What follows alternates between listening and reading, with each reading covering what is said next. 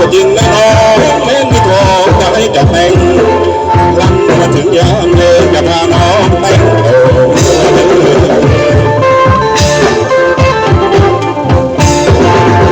ก็จริงนะน้องไอ้มาบอกก็ว่าห้ามชมถึงบอกก็ยังแถมข้อคุ้มตามีคมมันจะบาดใจ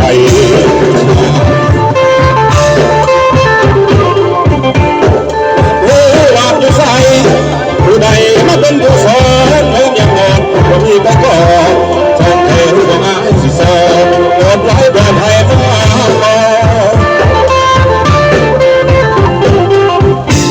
ความลายก็เหม็นเกินน้ำผมตาก็เศร้าคนอื่นให้ตัวน้องมาประแพงจักคืนแฟนยืนมืดก็บ่ได้คืนตาม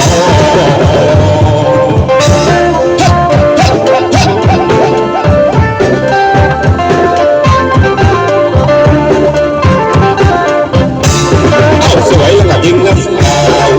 ข่าวก็จริงนะน้องแม้มีทองจะให้เจ้าแต่งวันมาถึงยามเมฆจะพาน้องแต่งโอ้เดินปืนก็จริงนะน้องใครบ้างก็ว่าห้ามสูง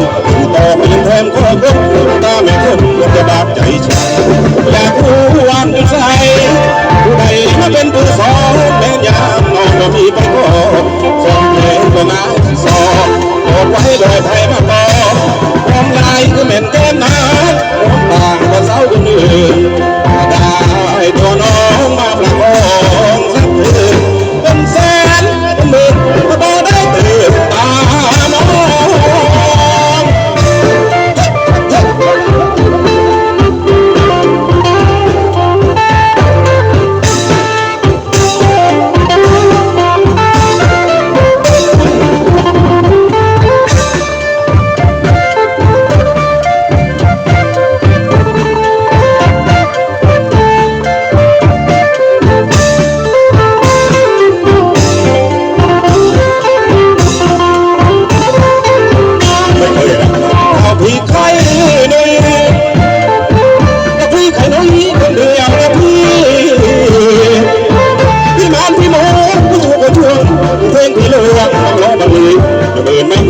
ไม่เคยสนใจ